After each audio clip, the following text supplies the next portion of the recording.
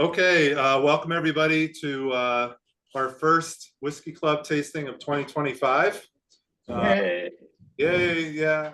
We're gonna do, my plan is to do 20 events this year. And then we'll probably have some brand tastings thrown in there that'll be run through the shop, basically. They'll be open to, more people than just the club. But the plan is to do 10 the first half of the year, 10 the second half of the year. There is some travel, so some of these are crunched together. Sorry about that, but not much I can do about that. That's one way to get some great bottles, though. So we sacrifice for that. Yeah, but we're starting off with a pretty great tasting for the year. Some really fun bourbons and ryes that we've collected over the past few months. Nothing is I've had for too long. All of these are probably within the last 3 months, I would say, maybe 4 months. But all of these are allocated. So what that means is that we only get a certain number of bottles, which is based on kind of our buying habits or buying power with different distributors. Sometimes they'll give us a case of something like Blanton's. Sometimes we'll get just one bottle of something. And these are things that a lot of stores will put up on their shelf, but then charge quite a bit for these bottles. It's one way for a lot of stores to actually make quite a bit of money. And they rely on these allocated bottles, which is we've always thought that when we open this store that we would never do that. That's not kind of our philosophy. Our philosophy is to sell bottles that you're going to open and drink and enjoy, and not flip and collect. And I have some bottles that I stash away, but those are pretty rare that I wouldn't worry about. So for the most part, we like to either use them for charity, which we do at our anniversary party every year, or use them for the club. This is one way for us all to try some pretty expensive bottle that for $55 that yeah, this is a pretty great deal. So we're gonna jump right into it. Our first whiskey of the night is going to be the Old Pogue Masters Select. We got one bottle of this, which is kind of crazy. I've heard of Old Pogue, and Old Pogue's been around forever. They're one of the first earlier distilleries in Kentucky. They're actually DSB KY number 3, so they're really, really early. But the reality is they're kind of a rebranded distillery, reinvigorated. They were closed for many, many years. And they are, though, still run by the Pogues. So that it is a 6th generation operation, which is pretty cool. I'll read a little bit about the distillery. This is really the only one that I have like some written info on that I'm going to read. Old Pogue has a history dating back to the years following the Civil War. 1876, the original Pogue distillery was number 3, established in Maysville, which is in Mason County, Kentucky, which is in northern Kentucky, right on the Ohio River, very near a site often said to be the location of Kentucky's first bourbon distillery. Prior to Kentucky's statehood, Maysville was part of Old Bourbon County, Virginia, where pioneer distillers discovered that Indian corn and limestone water of the region made a product of mellow character and distinguished flavor. Today, the bourbon making tradition is carried forward by 5th and 6th generation Pogues, using the original Pogue recipes under a time-honored and fixed formula. Current base of operation is located in the very same plot of land in Maysville, and they're all about quality small batch bourbon and rye. So we're starting off with the Old Pogue Masters Select. This is the lowest proof whiskey of the night, so it's a great one to start with. This one is only 91 proof, so very low. This bottle isn't crazy expensive. This isn't one of the ones that goes for an arm and a leg. The suggested retail price on this is $110, and I've seen these bottles kind of range from that to 200. So I've never seen any that go really above 200. So not a crazy expensive bourbon, but not cheap either for 91 proof bourbon.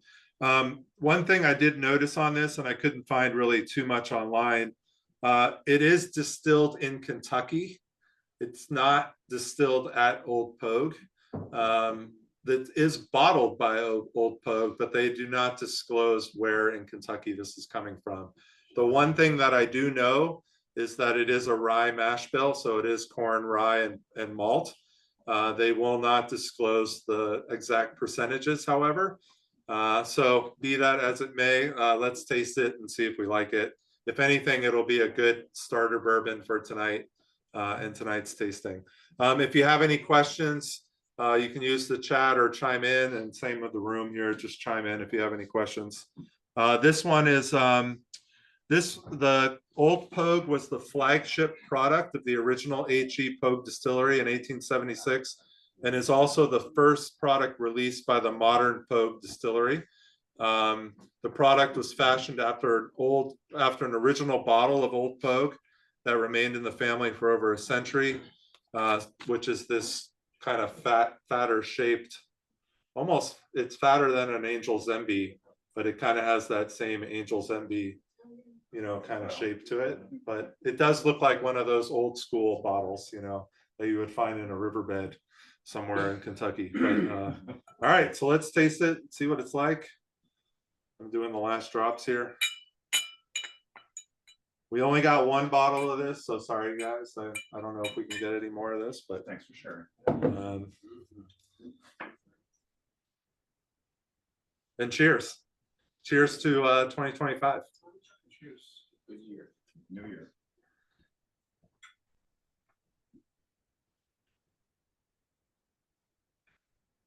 We were going to visit Old Pogue last week on Thursday, because we were pretty close. We were about 20 minutes away, but we ran out of time, and it wouldn't have been fair to ourselves or them to have somebody run in there and not really give them the time of day. So we had to pass because we spent too much time at our second the second whiskey we're tasting tonight at Augusta Distillery.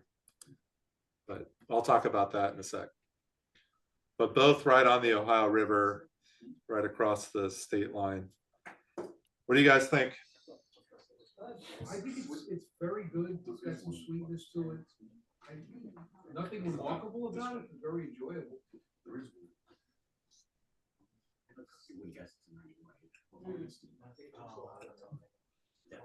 It's got some nice sweetness to it, though.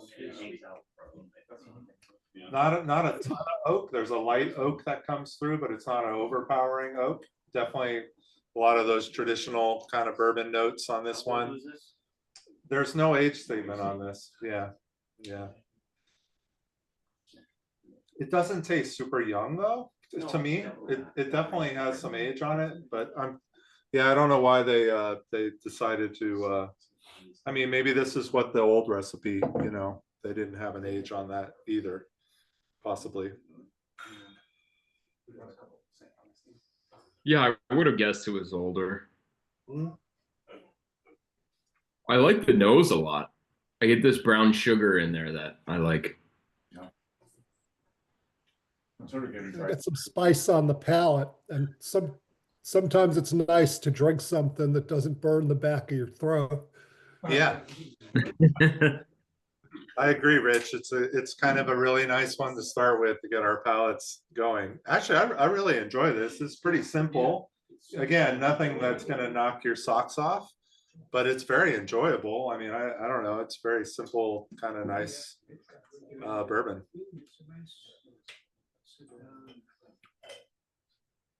Yeah, you could drink an awful lot of this. It's easy. Well, Not much. there's only one bottle, Larry. I'm sorry. All right, not much at all then.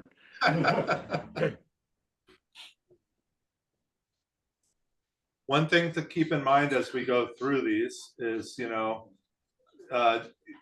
now this is low proof, so it's going to be hard to compare to some of these other ones. We have one other that's lower proof, but the others are all pretty high up there. but it's always nice to compare. So if you do leave a tiny bit in your glass to go back to, that's never a bad idea. I know some glasses might be empty already, but I can't help you there. It's empty. The bottle is completely empty. So Charles, how do you price these? Get something like this, dude. Well, so yeah, good question. So how do you price these? So there's a couple of ways you could do that. One, you can just be fair and price it what you do with all your other things, with the margin that you take on everything.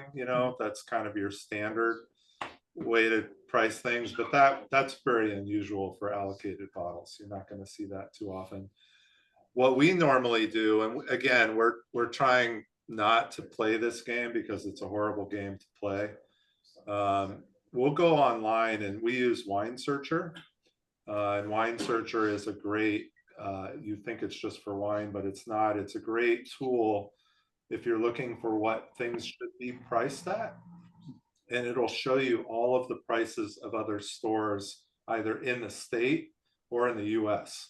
You can select certain states, you can do the whole US. We have a premium subscription to it, so we see like everything that's in the state.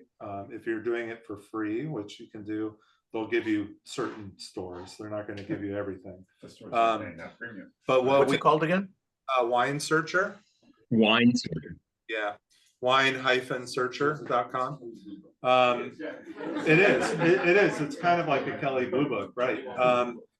But what we do with that is we'll look and see what's the lowest price somebody has it for in the state, in New York, and we'll try and be right there. That if we're gonna sell an allocated bottle, which again we don't do a lot of that.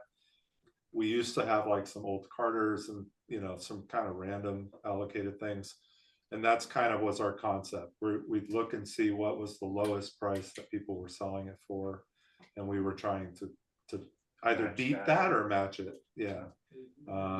But our personal preference is to not even put those on the shelf. It's to use them in our anniversary party, to raise money for charity, or for like special events like tonight. Can I ask a really beginning question? Yeah, of course. Okay, I know what the corn is. It's the sour mash, right? So corn, it can be either. This could be either. This is a sour mash. I'm probably pretty sure of. They don't say what distillery it comes from, so we're not 100% sure. But corn can be made, or bourbon can be made either with sweet mash or sour mash. So corn is predominant in bourbon, so you're going to have over 51%. Yes. But it doesn't mean that that's going to be a sour mash or a sweet mash. Oh, really? Okay. Yeah, sweet mash just means that in between each run, they're cleaning everything out and starting fresh again. Whereas a sour mash, which when you do a sweet mash, it's more expensive because you're having to do that whole process. It is much more labor intensive. A sour mash is kind of like the concept of sourdough bread, where you're taking some of the yeast and moving it like starter and putting that in the mash of the next batch.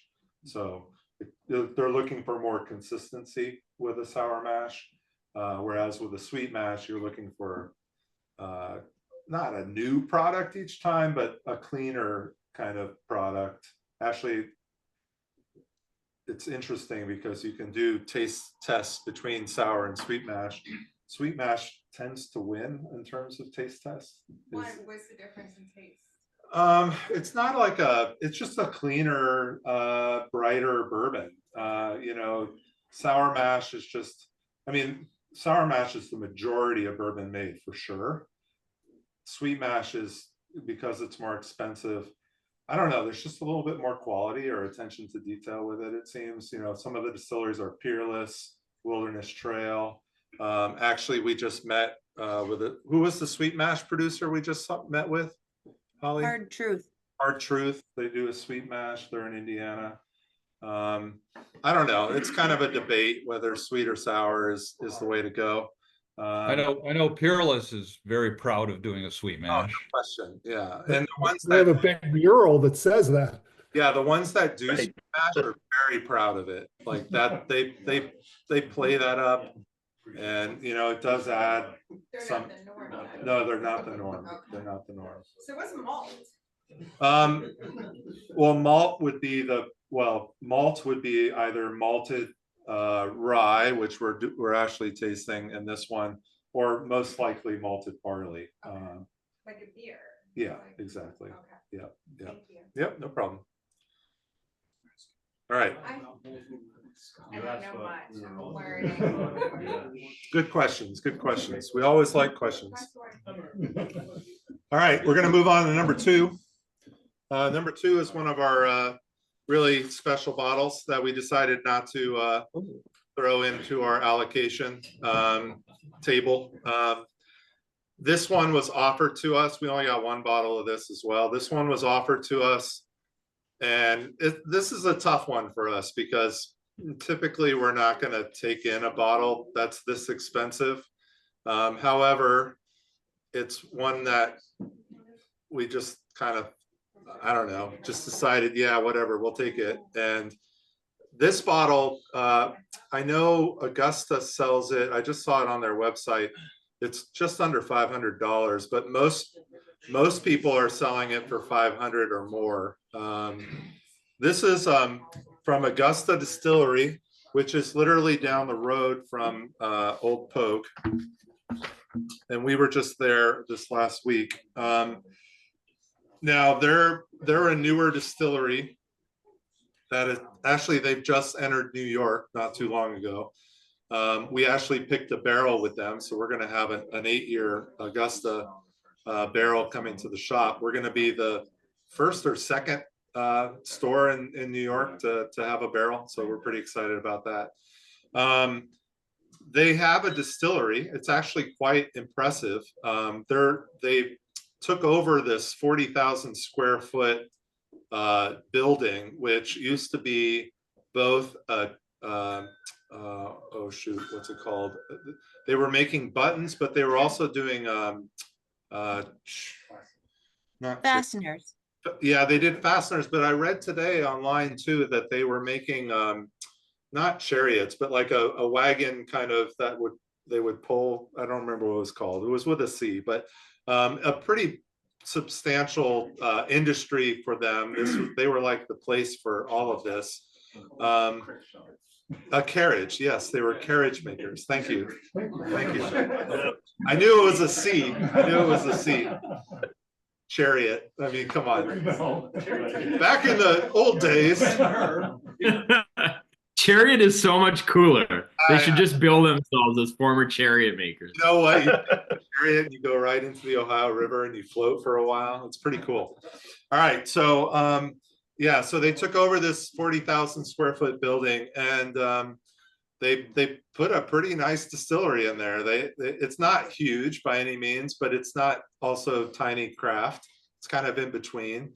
But they just started, literally, like they just started producing spirit last year. So their philosophy is they're going to wait until they have an 8-year before they release their own bourbon, which is, I mean, kudos to them if they can do that. That's a pretty bold task at hand.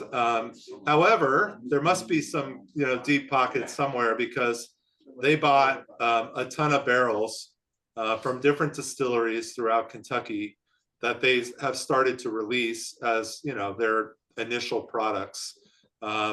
And we've had here in New York so far the 8-year and the 10-year. We have the 8-year currently right behind me. Actually, you can see the bottle. And we had the 10-year. We got less of the 10-year. That kind of sold out quick. But we are doing our own 8-year. But they had a 13-year, which was pretty popular. Actually, we did have some of that we did sell. I think just one bottle maybe. But they have released recently a 15-year, which is getting a lot of play at different bourbon festivals recently in the last few weeks. And now we have this 17-year that we got again. This was like maybe 3 months ago.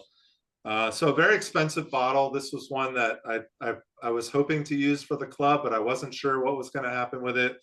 Yeah, you don't often see a 17-year bourbon. This one is at 108.3 proof. And again, they don't tell you very much in terms of where these things come from. When we were there picking our barrel, we had to do some sleuthing to try and guess where our barrel was from. And we're still not 100% sure where it's from. There was a DSP number on the barrel, but that doesn't necessarily mean that it comes from that DSP. Based on the mash bill that they told us, it came from a different distillery. So we're kind of up in the air at this point as to where our barrel is from. But I don't think they want you to know where your barrel is from. That's part of the Augusta story, right? Is you're supposed to just like it for what it is. So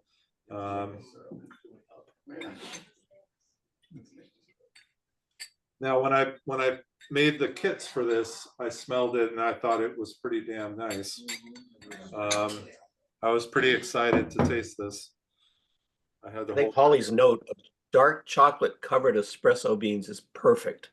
I think that's exactly right. It's dry but rich. Yeah. I'm glad this is teetering on. This could have been over oaked, I feel like, at any week. I don't know. I have maybe the bottom of the bottle, but it's really dark. No, it's dark. We were actually commenting earlier how close the color is on all this. Mhm. Just watching this. I think mine might be darker than yours because it's It is. the little It looks like. bits or whatever that's left in it.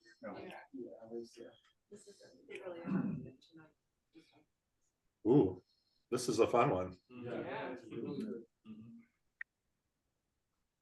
Should have ended with this. Ooh. No, because then it would get lost in translation. Okay, maybe. Yeah, yeah. I was, I'm trying to be smarter about like proof and especially, special bottles to not do that at the end anymore, because then you're like, what am I tasting? Your palate could be shot. Which that's actually okay. It's got some of the dried fruits like an aged scotch. I mean, it's I was thinking of dried orange. Right. very interesting. We have a overripe cherry. We have cherry Twizzlers. A little red vine. Tastes like a carriage. Not a chariot.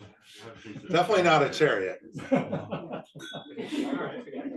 as well, while it's down here. Do you want me to pass this down to, you guys had any chocolate? No, need some chocolate. Thank you. Easy big guy. I mean, this is what it's all about, right? Sharing these unicorns. This is Yep. definitely a unicorn here. Yeah, absolutely. This is one of the best bourbons I've had in the club. I just really love this one. For me, one of my favorites. Nice. Yeah. You're off strong, Luke. Yes, starting off strong. That? Yeah. Yeah, cool little bottle. I'll pass it around.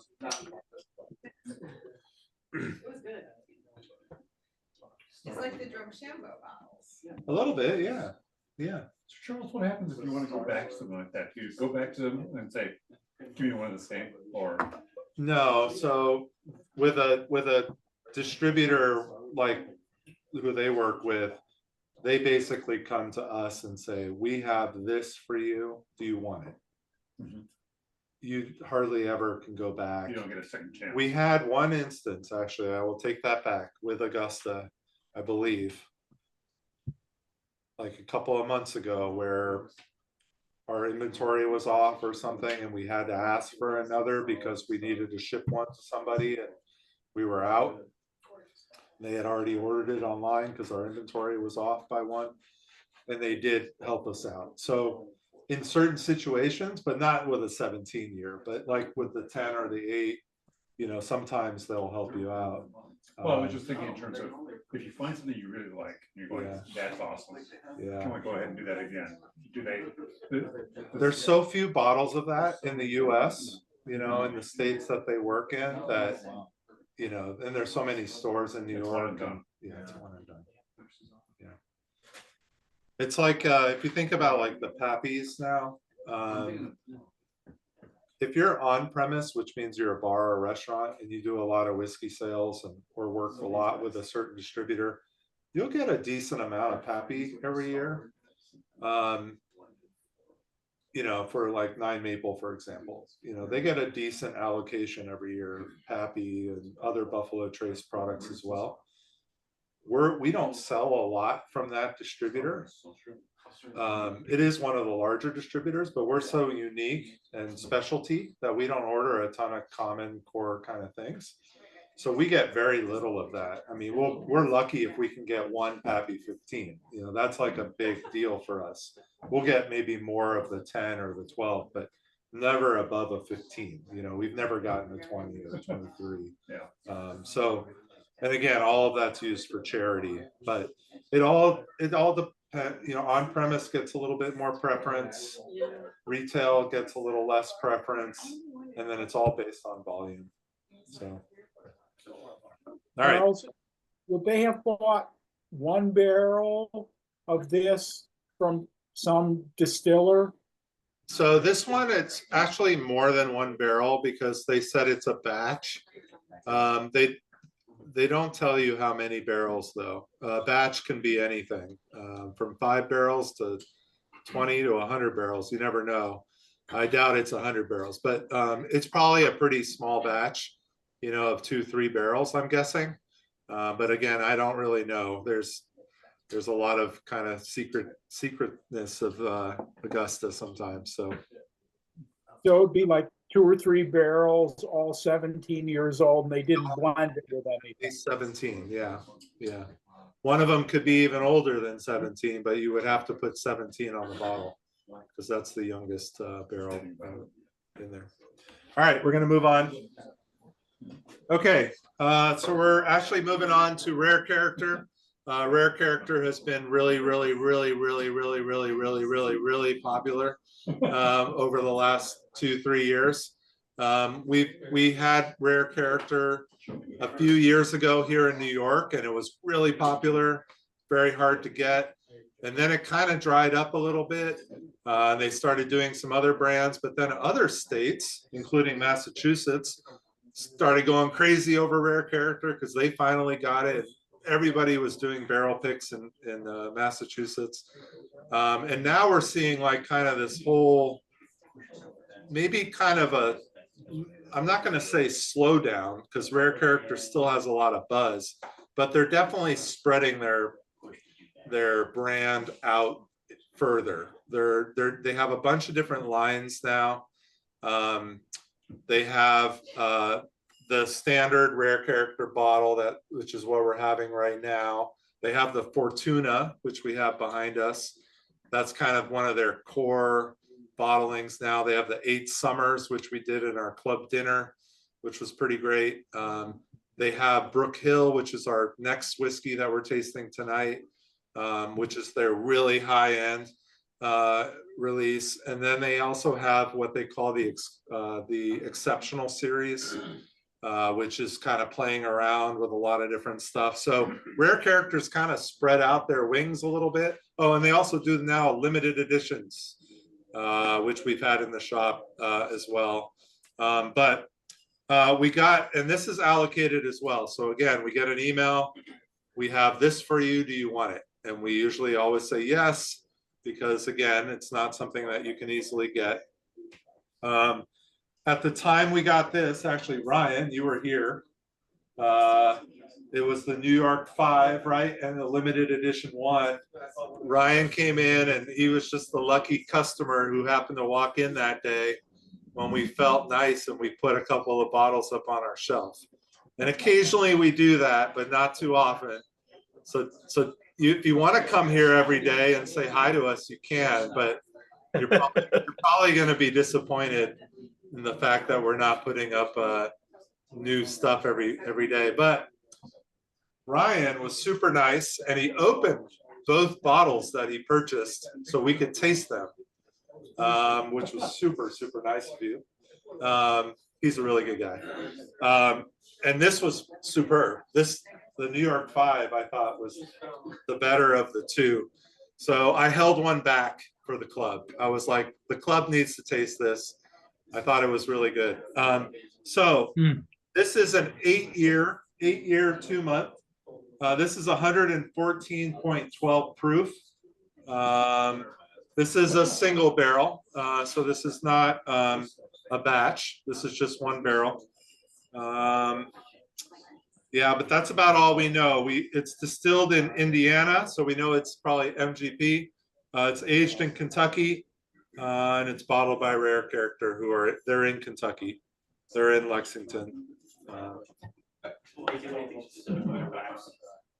Two things. That was very nice of Ryan, but don't feel like you have to open bottles that you buy from us either. I don't want people to think that they need to open the I'll tell you what, when Holly's in the shop, you don't need to worry about opening bottles. I'm just kidding. And also, number 2, we saw some Rare Character being bottled at Cardinal, which was cool. Yeah. So that was really interesting. So we were at Cardinal Spirits last week in Indiana, which is the pre-dram that you guys had tonight. They had a whole bunch of totes, big plastic totes that was it Amberana? I can't remember. Yeah, it was Rare Character Amberana that they didn't know what to do with. So yeah, no, they weren't throwing it away. Actually, we're being recorded. I should stop talking right now. Oh, I don't know if I'm allowed to share what we saw at Cardinal either. Never mind. It wasn't Rare Character. It was something else. Actually, it was Rare Creature. Oh, you know what it was? It was Square Character. Yeah. Yeah. Yeah, it was Square Character. Yeah. Different brand. That's why they were in those square totes. Remember? Yeah. She's like, shut up, Charles.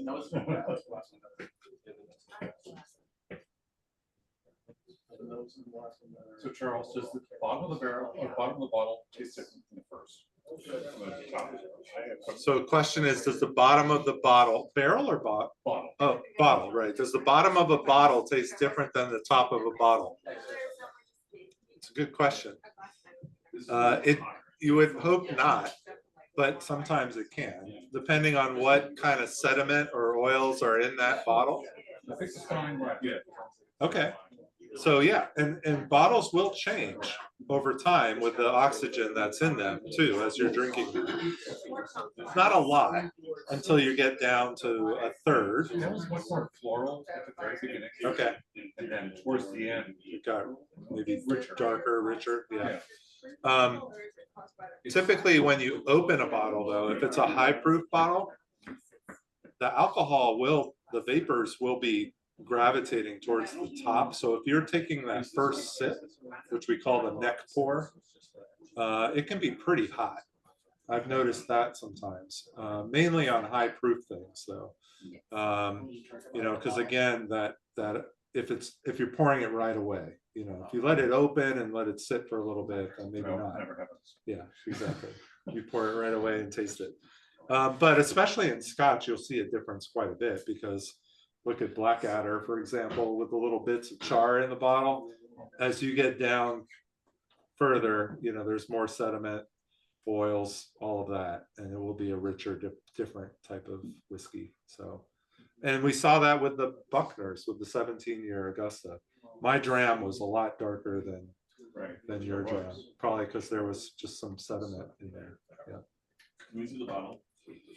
This one? Yeah. No.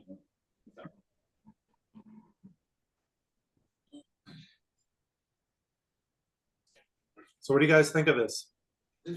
Really nice. Awesome. It's just so flavorful, without it being like heat, it's just not just heat punch, but flavor. The proof isn't like coming forward too much. I mean, it's high, but it's not, doesn't taste 114. Yeah. Not at all. I'm like, this is a dessert bourbon to me because it's just like really sweet. Yeah. All right, I'm going to Bloomington, Indiana over the weekend. I'm going to see if I can find this in a local Indiana store. Are you going to Bloomington, really? Yeah.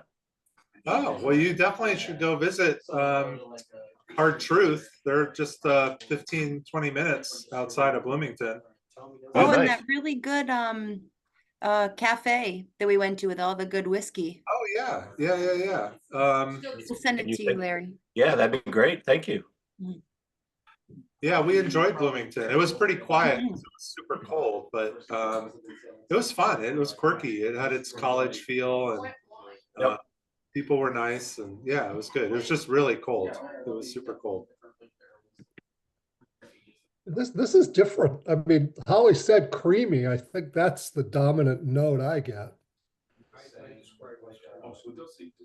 Charles or Holly, is that typical of rare character for people to say creamy? Every rare character I've had, I felt had a creamy, either like the flavor of cream to it or like that feeling of creaminess to it. I don't know if that's a thing people say.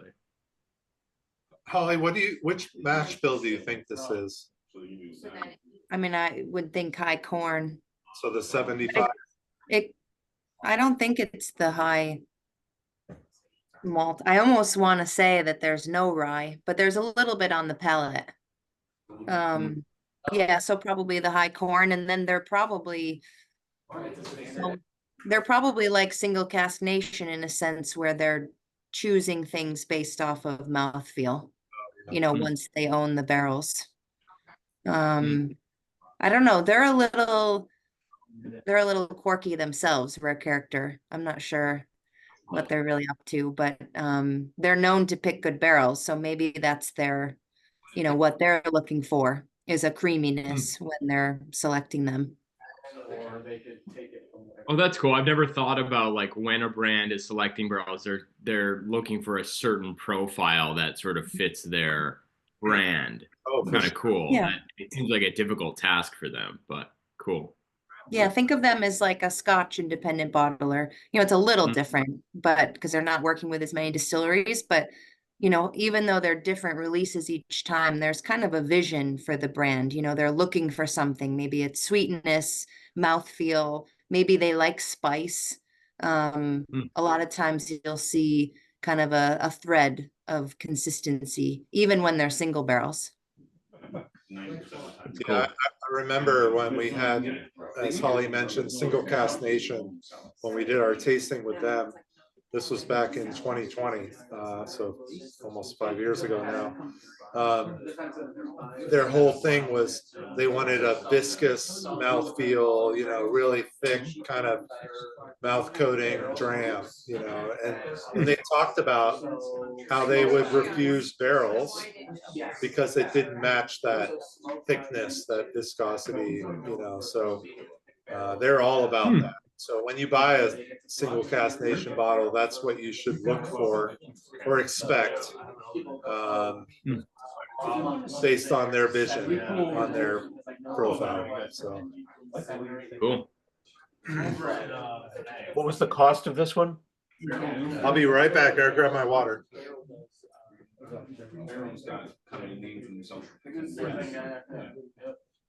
I didn't catch the cost. I don't know if anyone else did.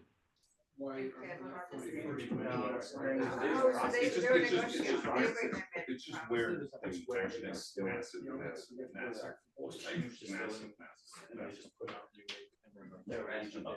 Yeah. So we had this for 139.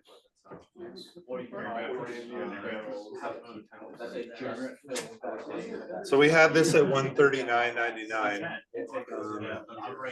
which was again eight-year bourbon. We see the 8 Summers behind me, which is an 8-year bourbon as well. That's 149. So we're starting to see those 8-year bourbons get into that range, which is a little, it's kind of high, I have to say. That's a pretty high price for a 8-year bourbon, but when you have a following and the buzz and whatever behind it, they can demand it. So I think you said one time, Charles, it was like $10 a year, right?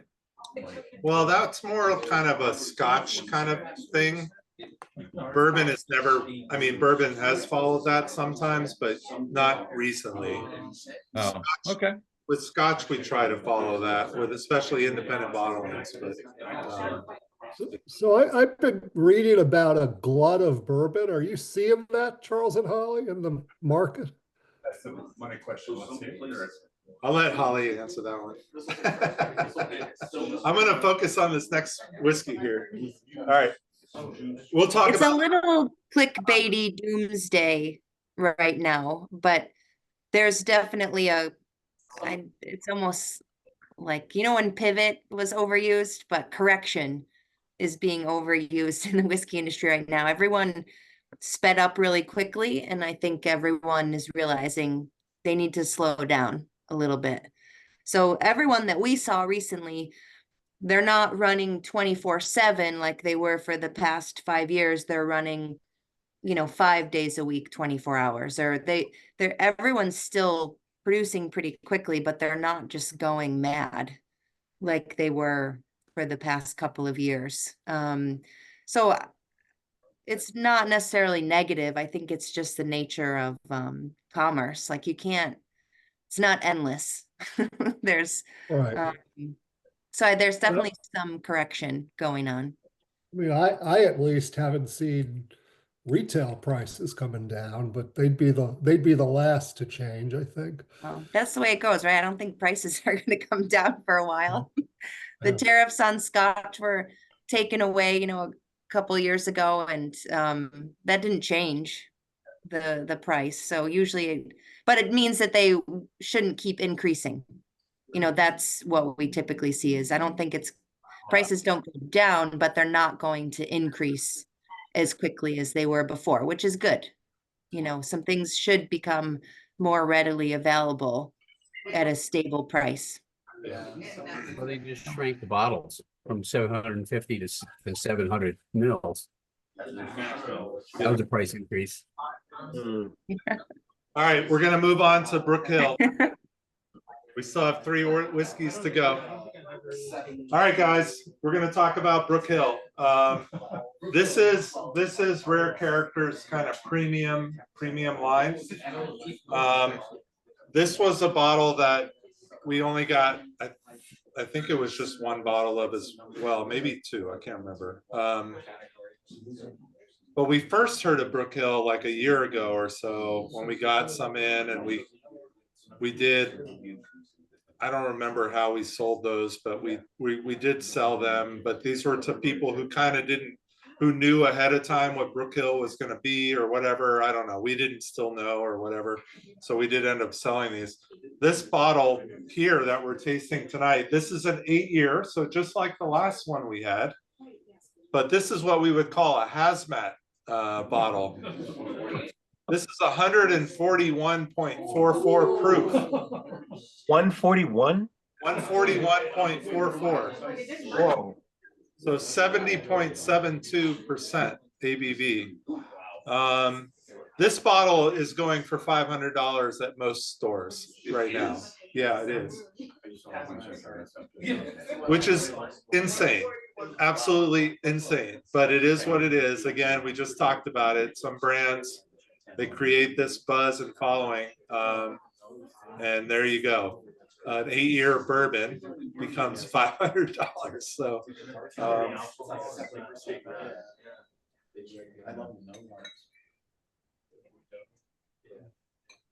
but it's fun to be able to taste it. I'll tell you that.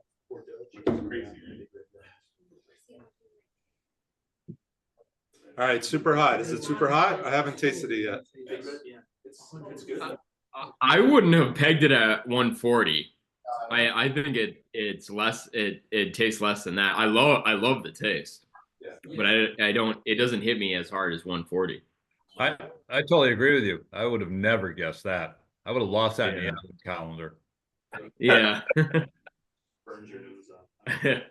Damn good though. It's got when you get to a proof that high, the grain comes forward in a big way. I don't know. To me, it does. Like I'm tasting that corn.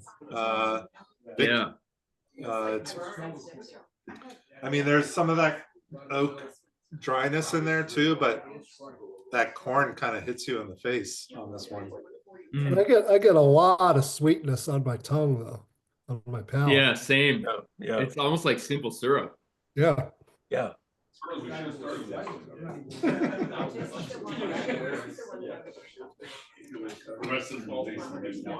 Lucas just said we should have started with this one. I told you when he walked in the door, it was trouble. It's always trouble. So you guys do refer to hazmat here as sort of a standard, is that? When you hit 70%, that's a hazmat. I never heard of it. It's not a designation. or No, anything, no, it's just- you're looking at it going, It's a bourbon term. Yeah. I mean, that's part of the allure of cash strength, right? I mean, we see it as a shop all the time. Like, I don't want 40% or 43% or even sometimes 46%. I want 55, 60, 65%. You know, the higher the proof, the faster it sells. And in a way, it's true. I mean, it doesn't always make sense to us, but you know, we say it all the time to customers. You can always proof it down. You can never proof it up. So whether you're adding ice or water, you can bring it down, but you can't go the other way. What do you guys think of this? Anybody? Like it?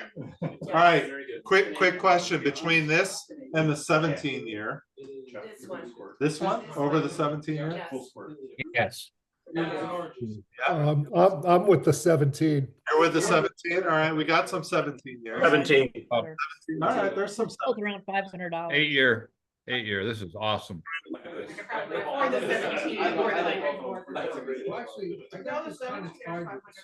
Oh, then I could, yeah. I mean, why is this one 500? Because it's just a super rare. Whenever they come out with their Brook Hill now, it's like they're high end. Now, we would never put this on our shelf, like ever, for $500 or anything like that. I can't remember. We sold those earlier Brook Hills, Holly, for way like regular good price. I mean, those people who bought them were lucky people. That was a long time ago, but yeah, these are pretty rare. Huh? Oh yeah.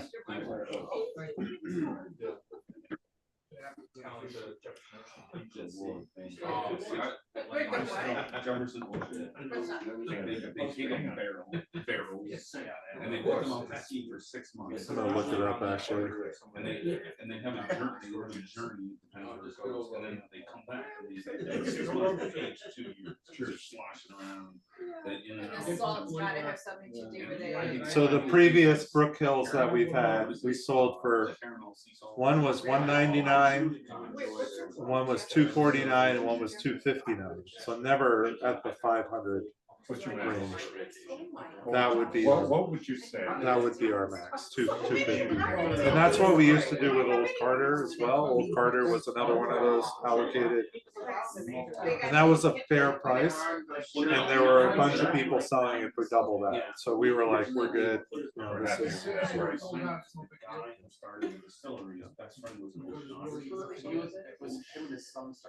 The thing with this is it's sweet. It doesn't nose like 141. It's not even like 141 on your palate.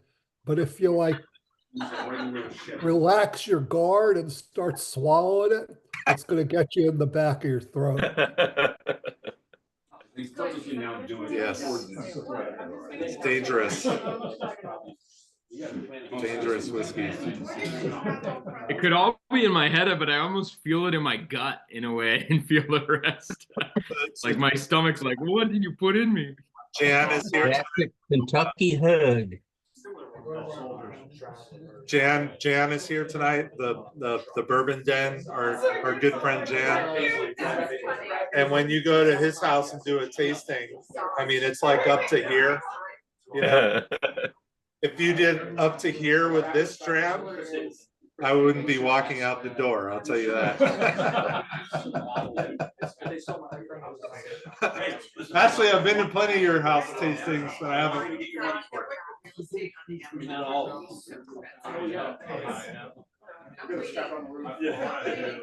I sat next to Jan on a bourbon trip, and he kept giving me tastes of what he was ordering from the bar. Whew. It was wild. Yeah, I remember that. That was a great trip. It was. That was a great trip. We had a lot. We have what, 4 people online with us on that trip. Isn't that great? Yep. Dave, Rich, Larry, David. That trip, right? Dave was with us. Yep. Yeah. That was a good old Kentucky trip. That's when we actually drilled into the barrel at Castle and Key. Yep. That's right. They never let you do that anymore. All right, it's getting rowdy. Holly, I'm just curious, how loud is it upstairs? Well, I have the Zoom on, Oh, so it's kind of hard to. It's definitely, you can hear it. Holly lives right above the shop right now, so just curious. We had a little baby or a toddler, and they would complain about how loud it got in the shop during our tastings. But I'm just curious if Leo is going to complain or not. So No, Holly, he's passed out. Holly, just stomp your feet a couple of times.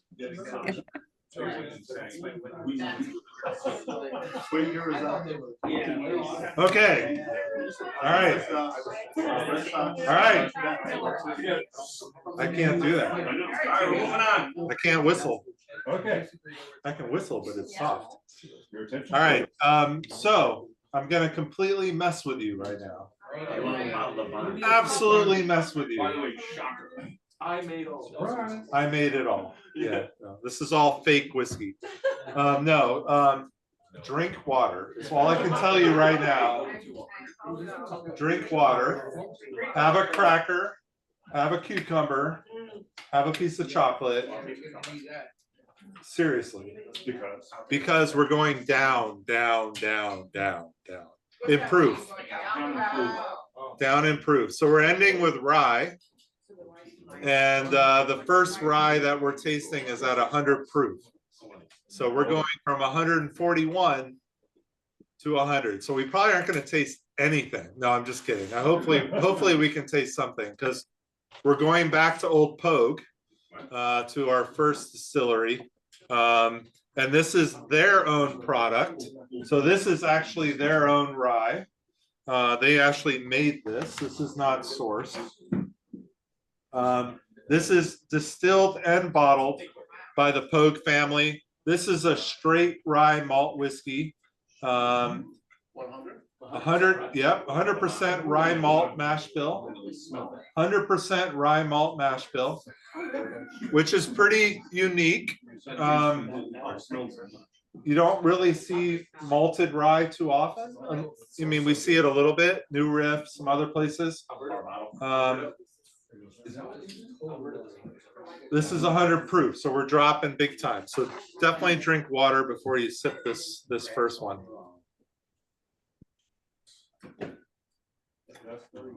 Well, you should have ended with that. No. You should have ended with No. that. Now, speaking of this one, if you like this, Yeah, I haven't had so. if you like this, we do have one bottle available. And we can possibly get a few more. So if you like this, let me know, and I will send you a link. Yeah, let me tell you how much. That's a good question. $3,000. I can pay the house payment or not.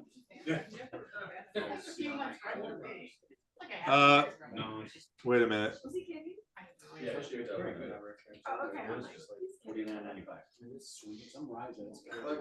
Here, I gotta look it up. Hold on. That's really amazing.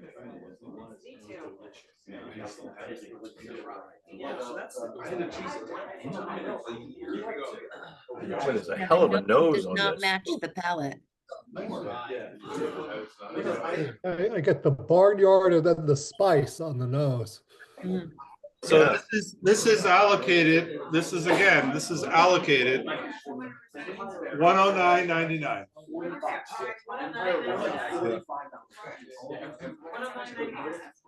What's their DSP again, Charles? This 3. is like 6? Oh, 3.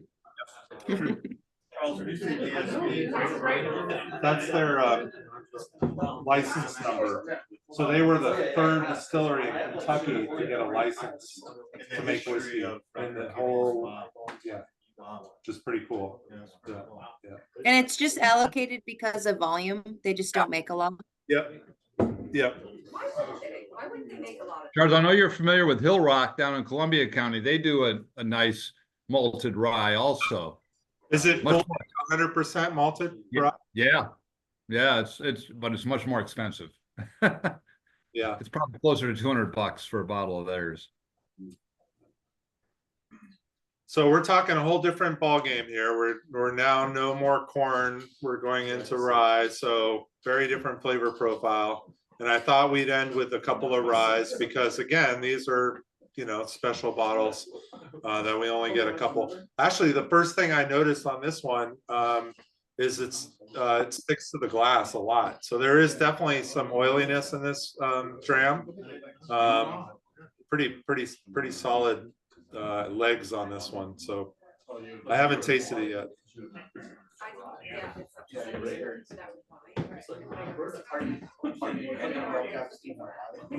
No, I don't ever do that. I should. Pretty light compared to the last one. Super light.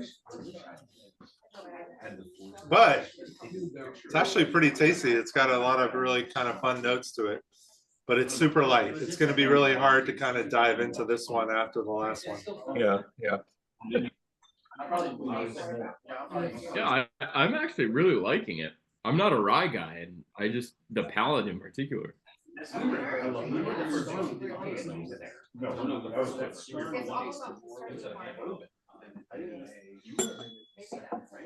It has that malty character, so it's not like super spicy. It's got more of that kind of creaminess to it. Maybe a little bit of earthiness as well. Definitely has some of that sweetness though, the caramel kind of barrel sweetness. Vanilla, there's even a little vanilla in the background there too. Pass that one on. I like the sweetness to this. It's pretty good. I'm sure. I'll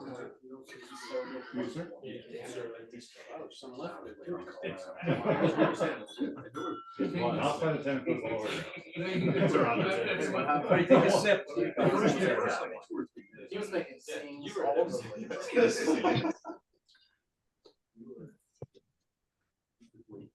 What do you guys think of this? Yeah. You want one of those? Yeah. Okay. All right. The one bottle's gone. So. But I can get more if anybody's interested. Our rep actually reached out 2 days ago and said that he could get us a few more bottles of the rye. Not the first one, the old Pogue Master Select that we tried, but the old Pogue Maysville rye. So if anybody's interested, let me know.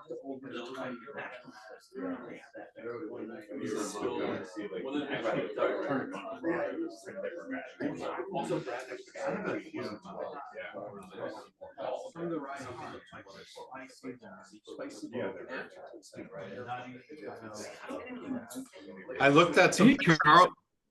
Actually, I'm going to show you something here. Let me see if I can pull it up real quick. I'm going to share my screen real quick here.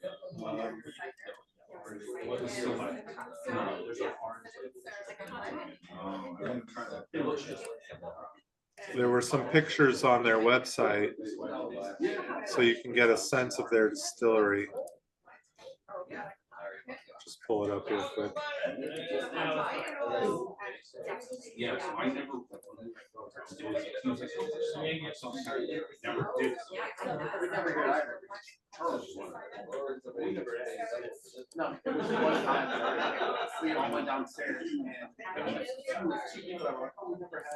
It's pretty small, so I'll share this here.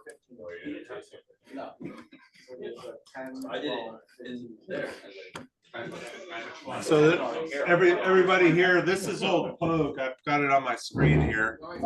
It looks like a house.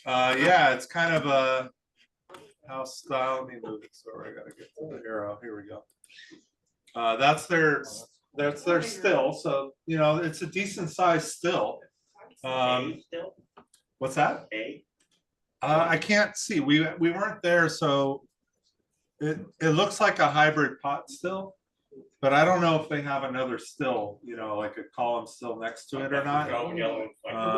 It's kind of hard to tell.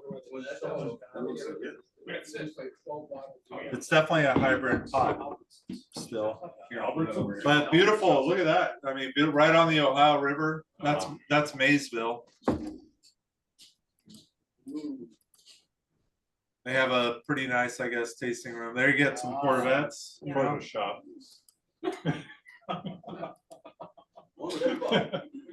Yeah, there you go. All right, enough of that crap. They sat there until they aged. Sorry. It would have been fun if we were able to poke down there, but we didn't poke down there. So,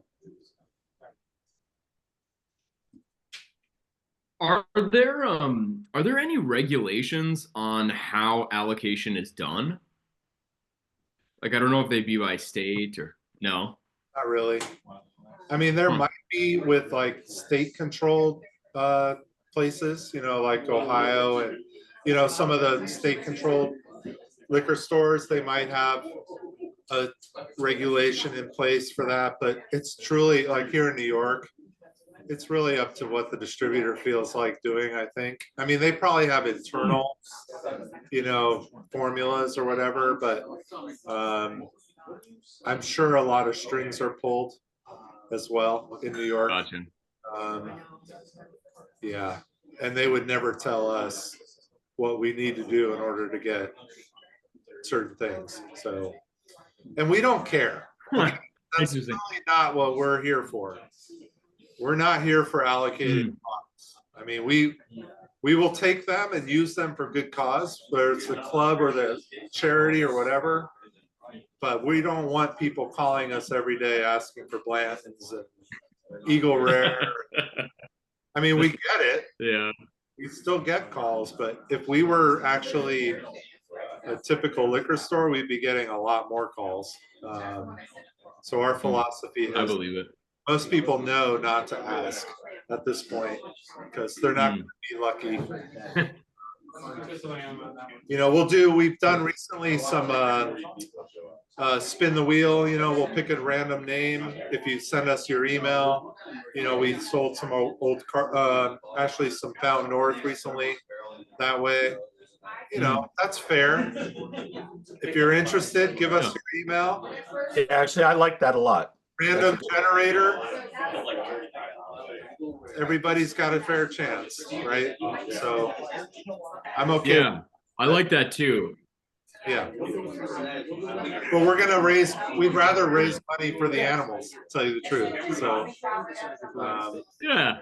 Yeah. They don't Awesome. have advocates. Awesome. We need to be their advocate. So Right. we are the whiskey shop animal advocates. Yes. Sounds good. Oh, now you need a fish tank in the store. One thing in Michigan not that I've saying seen a fish lot, and I don't know if it's random. In Michigan, I've seen a lot where like they bundle 2 bottle, like lower, sort of more base products with the rarer allocated product. And if you want to buy the rarer product, you have to buy this bundle of like 2 bottles of one thing in order to get the allocated one. Right. And with the assumption being, I'm guessing that they would get more of the allocated bottles coming into the shop because they're selling more of the base. Yeah. I mean, But I don't know. You sell a lot of Fireball. we see that in New York. They were forced to bring that in, so they're making you buy it. Yeah. Because Mm. that's how most of it works if you We buy, do that. especially with Sazerac. We've done that with our Blanton's blowout. You have to buy one of our single barrels in order to have the ability to buy a Blanton's at what we consider regular price, which is like 65 or 69.99. And so the line was down the street when we did that, which was great, but also crazy. Because, Yeah. you know, Wait, Blanton. so are people still wild about Blanton's? That's still going on? Oh, totally. Totally. Oh, wow. I don't, in my mind, it feels like that was like 3 years ago. I don't know why. Oh, longer than that. We just did that. We just did that last May, and I came down. Oh, wow. I came to the shop around 11 o'clock because I was figuring there's probably going to be some prep or get ready, you know, whatever. The line was down the street. Are you kidding? Oh. It was insane. Crazy. All right, we're moving on. Last whiskey. Hey, it's only 8:15. Huh? It's not like we've been drinking 140. I see some glasses that have whiskey in them. You told us to save. Come on, quiet down. You got a tenant upstairs. All right, last whiskey of the night. I'll go kick them out, Larry, if I need to. She'll go complain to our landlord. We'll lose our. Who's also above the shop in a way.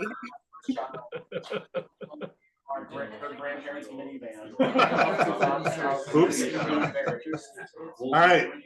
So, hold on. All right. 10 shots. Come on, pull them light. All right. So our last whiskey of the night is another rye. We're finishing with a rye. This is from Castle and Key. They have started what they call experimental whiskey series. Hello. Hello. This is their experimental line. This is a rye whiskey that's finished in Vino de Naranja barrels. So I didn't look up Vino de Naranja, but I have a feeling that it's an orange flavored wine, or at least has some orange note to it, because Naranja is orange in Spanish. But so cultured. Actually, you know what I'm thinking is that the Amberana craze a year or two ago is turning into the Vino de Naranja phase, because we're starting to see a bunch of these, which is crazy. So they like take the next barrel and they make it whatever it is. So this one is 57.9%, 115.8 proof. So we're jumping back up in proof. This is from Castle and Key. We love Castle and Key. This is, listen to this, interesting mash bill. 63% rye, 17% corn, and 20% malted barley. So quite a different mash bill. 63% rye, 17 corn, and 20 malted barley. Low corn rye. high malted barley rye. Yeah. Now this is only 3 years old, so younger whiskey.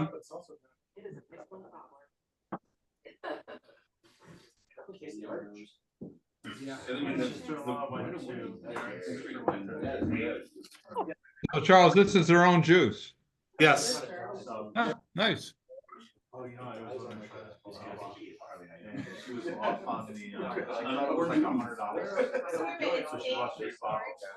She was off on the. And if anybody's interested in this tasting, again, this is special club first.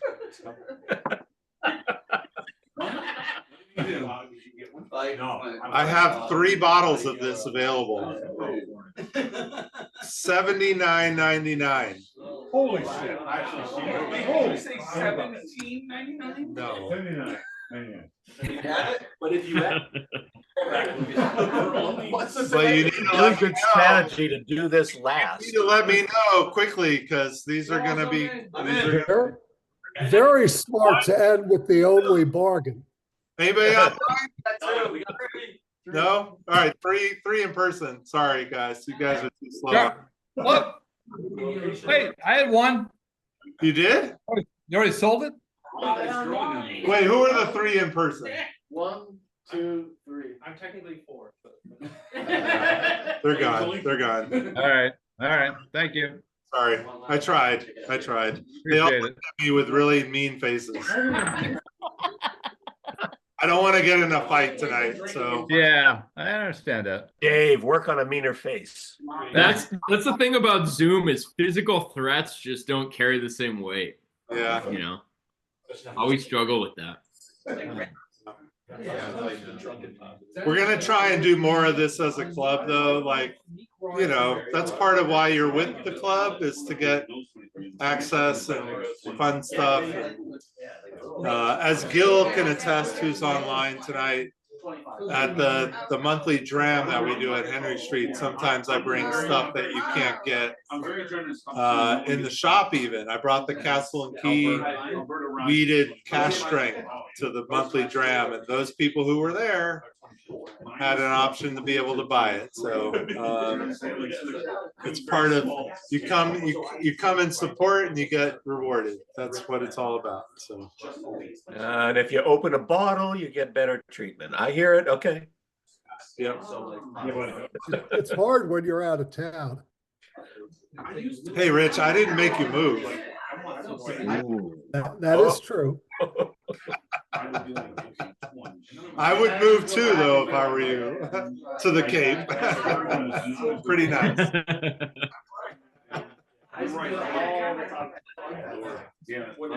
Our next whiskey tasting's at Rich's place. I would love that. All I'm right, there. we'll keep that in mind. Do a road trip. A summer road trip. Yeah, that'd be great. Actually, do it in June. That's nicer. We'll figure it out. All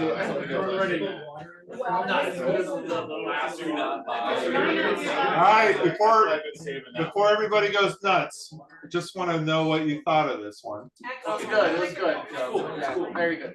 It was different. It was good. It's pretty sweet, Yeah, I like that. right? Does the orange come through? Anybody get orange? Yeah, I think so. Yeah, Yeah. tasty, like a orange cream saver kind of thing. Like Cointreau. So I think I get it more on the nose than I do the palate. Yeah.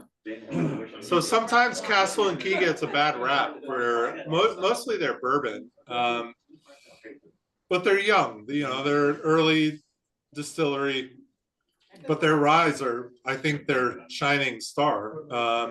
We've had some cask strength restoration rye that we've been able to pick up at the distillery over the years.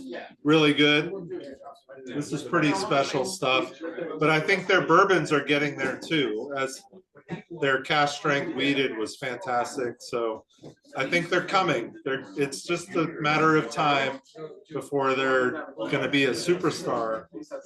So it's fun to be able to try some of these experimental whiskeys that they're playing around with. Is there an age statement on this one?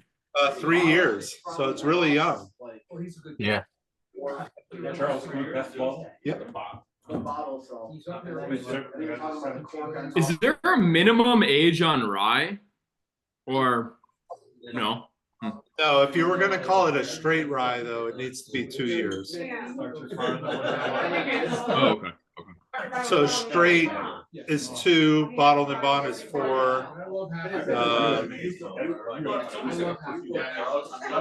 I just saw a message.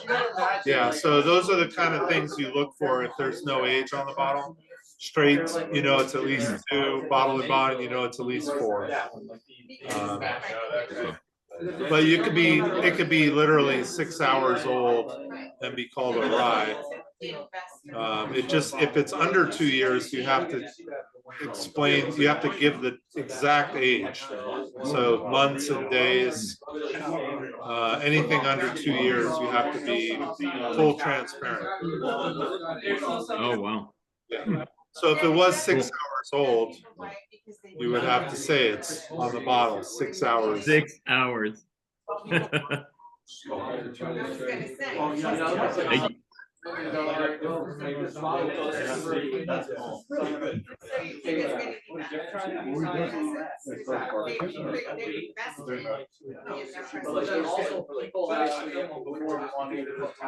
Okay, before we wrap up, I just want to know, like, favorites. All right, so we're gonna go around the table. Yeah. Raise your hand. And we're gonna put bourbon and rye together. We're not gonna do which bourbon or which rye was best because there are only 2 ryes, and that wouldn't be fair. So I'm gonna do the table first, and then we'll go online and check with you guys. But let's go around the table here in terms of, let's do 1 and 2, just your top 2, and don't think, I know price sometimes influences people's thoughts, but don't just pick the $500 bottles because of their fact that they're $500, but if that can help, which it might not. All right, so let's go around the table. Anybody want to start here? Or I can start it. Okay. Well, for me, it was a close 1 and 2. I like the rare character Brook Hill 8. That was my number 1. Okay. Very close number 2, the Augusta Buckner. 17. Okay, so we have a Brook Hill 1, Augusta 17, 2. All right, let's go. Can you raise your hand if you agree with me? All right, who else agrees with that? All right, two others. All right, no, let's just keep, that's gonna be too hard. Just randomly, it doesn't matter at this point. Yeah, we should just type it in the chat. 'Cause it's gonna take a while. Online. We're not I'll really get here. it, Charles, can you tell them we're closing? Wait, what was that online? Somebody came to the door, sorry. We just said we're gonna type ours in the chat because you guys are gonna take a while. Is there a special? All right, Gil said Augusta and then Brook Hill. All right, anybody? Brook Hill is 1, and then Old Maysville. All right, nice. Old Maysville. Old Maysville, number 2 for somebody. Yeah, that's great. I'm a Brook Hill and the Castle Key. Okay. I'm gonna second that. Yeah, I'm gonna second. Really? Brook Hill and Castle and Key too, for a bunch of people. We all end up. Wow. Castle and Key. Oh, Oh, there you go. Holly, rare character New York barrel in Castle and Key number 2. There you go. Nice. Rare character New York and Augusta 17 for Luke. Augusta 17 for David. Nice. I love the mix.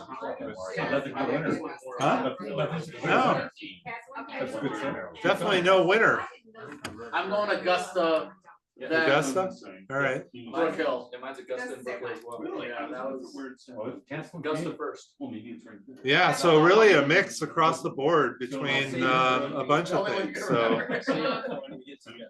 that's a really good sign of a good tasting when you have a bunch of people liking different things. So anybody have any questions online or anything like that? I gotta go tame these animals here. They're really becoming difficult. yeah, good luck with that. All right, well, I think we'll wrap up the online portion if that's okay with everybody. Looking forward to the A to Z next week or couple of weeks, whatever it is. Yep, we got Burns Night next week. We still have a few spots for Burns Night, just a couple, not many. really great tasting. And then the following week, we have the Scotland A to Z Part 3. And then we have the monthly dram the week after that. And then later in February, we're doing our second annual Independence Day, which will be independent bottlings. And we'll select, Holly and I will select those, and good times ahead. So go Bills, and yeah, let's have a great Go Bills. Go Bills. I was at the last Stay two warm. games. all right, guys. Have a good night. Good night. All right. All right. Thank you. See ya.